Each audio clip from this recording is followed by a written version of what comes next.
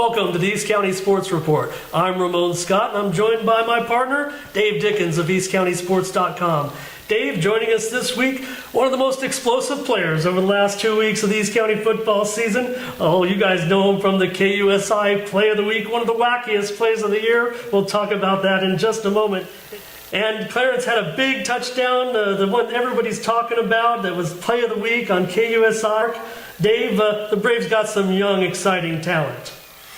Yeah, absolutely. And it's funny, too, because I was at a game earlier, the Granite Hills Eagles playing the Grossmont Foothillers, and thinking, that might be the game of the week, with the exception of the West Hills play for the Jack Dale Cup with Santana Sultans. And I happen to live close by, I'll be honest. So I told my son, let's stop by and let's see what the Braves are doing. I have a good feeling about the Braves today. I don't know what it is. And I pulled in. You already had 14 points on the board. And I said, now that's going to be a competitive game. Because, we all know that you've had a tough season. Haven't been able to put so many points on the board. But seeing that, and then the play from last week on the PPR, I was like, you know what? This is the game. We pull in there, and I would say 3 plays later, with 6 minutes left, here we go. Was it a screen pass from Atlantis to Brandon Robinson? Even took a little knock, and he still got the ball to Robinson. Robinson sure-handed, touchdown. And the extra point, good. 21 points. Wasn't that the highest total for the year? Yes, that has been the highest total. Tell us about it, Clarence. Last week, the offense had a great performance. I watched the game. I stayed at halftime. I was like, I got to stay at this game. The Braves are in this game. Tell us about the way the offense performed last week. Yeah, well, in practice, we were just going over a few things about we'd be taking too much time in between plays. So we ended up getting armbands and just having a little bit more time to ourselves while we're getting ready and getting set for each play. Dave, the Braves have a couple of young stars right now. We've seen the explosiveness that Clarence had over the last 2 weeks. I mentioned he has 6 catches on the season. He's averaging well over 25 yards per reception on those catches. But another sophomore, Demarius Hyde, he ran with some explosiveness last week. I'm sure you might have been downfield, Clarence, but Demarius broke off some guys from Castle Park. They were gang tackling him, and he was ripping off runs, including that 38-yard touchdown that kind of signaled that you guys were still in the game against Castle Park. At that moment, after your great play last week, getting that touchdown and remaining in that game against Castle Park, that had to fire up the bench. Yeah, it got us all excited, and it just sparked a little fire in us, made us get our heads into the game because we started losing around that time. And after that, it just started to throw us all together, and we started coming more together as a team throughout the game. Yeah, and that's been Coach Osborne from day one, and I have great conversations with him each night about the performance, and I'm sure you've heard many times about not scoreboard watching, and we're not concerned with the amount of points that we're putting on the board, but we're focused on our fundamentals of football and eliminating mistakes and capitalizing on our positive plays. Am I correct? Yes, you are. Our coaches always told us it's not really about the points on the board. It's about having fun in each game and coming more together as a team/family. And he elaborates a little more on that too, and I'm sure you can attest to that. He also talks about you're not only accountable on the field, but you're also accountable in the classroom for academically. You're also accountable at home with your parents and your family. And now, how does he go about checking on that? Is there like a sign-off sheet, or does he check with the parents, or you just got to pretty much be up front of this is what's going on? He has a little bit of both, actually. He checks in with the parents. He goes and talks to the parents one-on-one. He'll send out messages to each of the students asking them about how they've been doing. And then he'll send out little grade checks and stuff to our teachers, asking about how we're doing in there. So, in reality, I'm sure that the administration, the teachers, the parents. I mean, have you noticed that makes them all come together, and you probably even it's enticing the parents to come out and actually watch you guys play?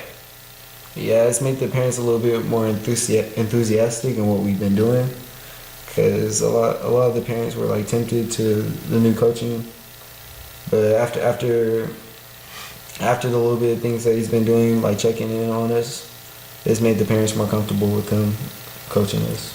Now, how you felt personally, though, your relationship with Coach Osborne, and he was at San Diego State, so he got a lot of his tutelage over there, and he was a pretty decent football player himself. How are you and Coach Osborne on a personal level? I knew him because of soccer season, my freshman year. He was the goalkeeper coach. And I met him after a little while, and that freshman year I played kicker, believe it or not. And he taught me a few things, and then I just got to know him from there. And then he ended up becoming like really close and stuff in my life. And he's a math teacher too. So yeah. Did you have any of his course or his math course or? No, I haven't. I haven't got any of his math courses yet. Clarence, that soccer team's pretty good. Yeah, they're doing pretty good. Yeah. But I think your future might be in football. I'm not sure. The way we've seen these plays, more impressive than the funny, fluky, fun touchdown that you scored 2 weeks ago. But you're entitled to your moment of glory, and I want to refresh and go back to that moment, that crazy play against the West Hills Wolfpack. Okay, I want to quiz you a little bit on the rules of football too, because so the referee rule. Now, a lot of controversy. People talked about it that watched the play of the week. Was it a forward pass or was it not? Now, we know that the ball has to be directly passed. It cannot travel in any forward direction. The official ruled or didn't rule. He did not blow a whistle, and so Clarence, gotta be honest, it looked like you gave up on the play a little bit. I thought maybe that was the design. Put the ball on the ground and then pick it up. Because all of a sudden, your coaches, Coach Osborne, Coach Tom, everybody starts yelling, pick it up, and you look, you put down, and credit to you, you had picked up and actually started running, and you could see the Wolfpack players still turning around to look to see what's going on. You had already put 3 or 4 strides on them, and quite frankly, you beat them to the end zone by a farther margin than that. Tell me, what were you thinking at the moment? Who brought your attention to it? How much? We could probably spend an hour on this play, Clarence. What happened? So, what happened? I was doing like a bubble pass, which I dropped back like 5 or 6 yards. 5 or 6 yards? Yeah, so I was actually behind the quarterback, believe it or not, and the pass I reached out for, and it ended up slipping out of my hands. And what initially made me want to go and pick it up and try to run it is when I didn't hear a whistle, and I saw all the players just like walking around.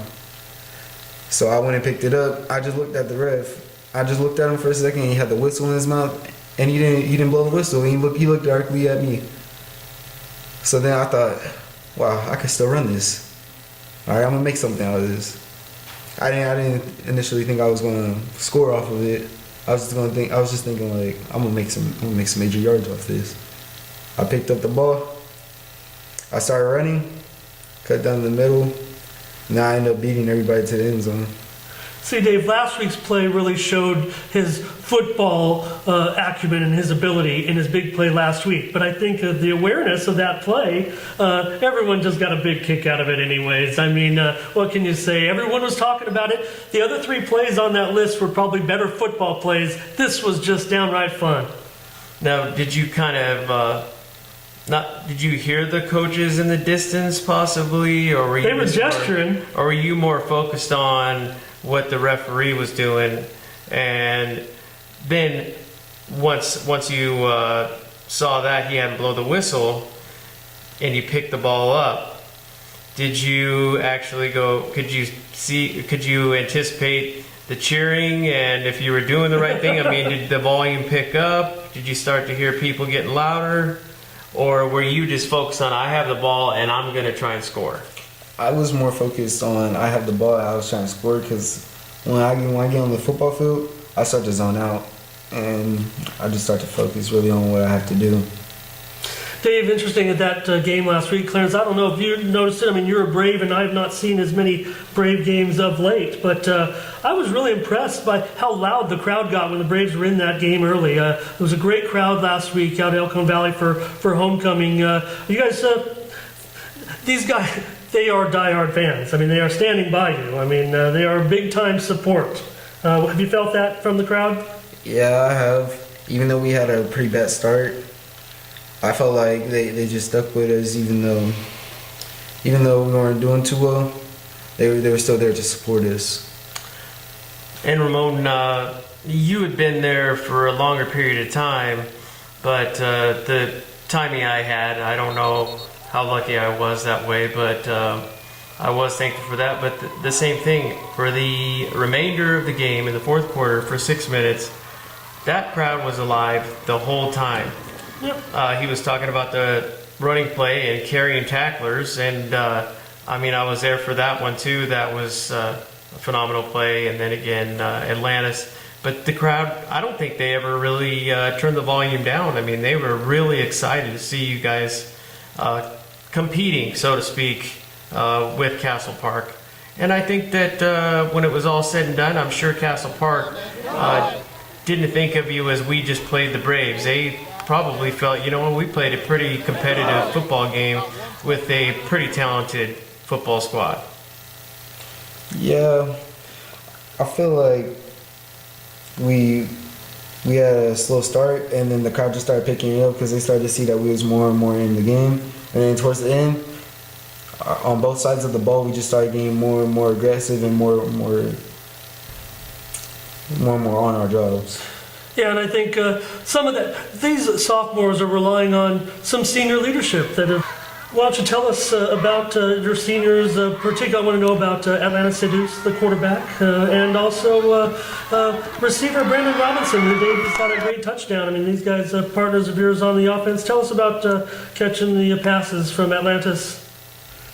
Yeah, well, Atlantis, he's always had a lot of energy ever since the summer camps, and training with him it's just made me want to like drive harder and try to pursue more, because he always like brings energy to the practice, and he always tries to keep us going even though we might feel down after games and stuff.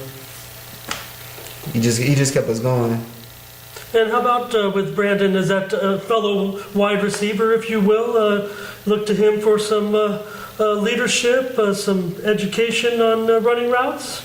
Yes, actually I do, because he's a phenomenal athlete. He's taught me a lot when it comes to like running my routes right, and then the right way how I'm supposed to be if a defensive back how defensive back is lined up on me, like how I should run my route, if I should release inside or outside. He's just shared a lot of knowledge to me and the other fellow receivers. And Dave, I think that Clarence knows a little bit on how to play against a receiver too. This isn't going to surprise you. Clarence is a starting cornerback as well for the Braves. It goes both ways. Yeah, and I was actually, and then you can touch on the relationship. That's going to lead me up to facing Mount Miguel, and you had mentioned that JD for the Mount Miguel Matadors, also sophomore, and I'm sure he's going to be testing his old buddy, as you are a defensive back, and we had spoken earlier, and you know, he's really coming along. I mean, he's a pretty big fella. He stays in that pocket. He's more of a pocket passer, and that's not typical, especially in high school these days. Most people, they don't see two receivers open, they're going to just scamper around and try and get as many yards on their legs as they can. But he sticks in there, and this is one thing that Coach Starr has also admired him. He said he's a tough kid, and he'll just stand in that pocket for as long as he can until he can find a receiver and a safe throw. Yeah, that's your friend, Clarence. You grew up a little bit knowing JD, and you're going to be playing defensive back. You're going to be busy. You're going to be busy in the secondary against the Matadors. How well do you know JD? Where do you know him from? I knew him from my elementary school, Me and him knew each other for most of elementary, and then after What elementary school was that? it was W.D. Hall. Uh-huh. W.D. Hall Elementary over there on Pepper. Probably had some recess football games together. Not around that time. Around that time, football was really on my mind. I'm not typically sure if it was on his. It was a little game called spot ball that we was really on. It was something that I had to do with bouncing the ball and hitting it back and forth. After the game on Friday night, Dave, we're going to have a game of spot ball after the Matadors and the Braves. All right, and that's just going to about do us right here on the East County Sports Report. Dave, the Braves are going to go up against the Matadors this week. I just wanted to thank Clarence Johnson for coming into the studio here at Granite Hills High. Clarence, wide receiver, defensive back, probably worked with Coach Thomas over there with the defensive backs, and I got a little trivia question for you. Back from that great 2005 Braves team, Coach Thomas was a prolific receiver in the county, and he has the second most catches ever by a receiver in Grossmont Conference history. How many catches in 2005 did Coach Clifton Thomas have? You're a receiver. You have 6 catches this year. It's good. It's pretty good. You're just getting your career started. Yeah. How many do you think Coach Thomas had? I'm pretty sure they had 86. Oh my gosh. This guy's been doing his homework. I like his chances in the future, Dave. All right. For Clarence Johnson, Dave Dickens, I'm Ramon Scott. Thanks for joining us on the East County Sports Report.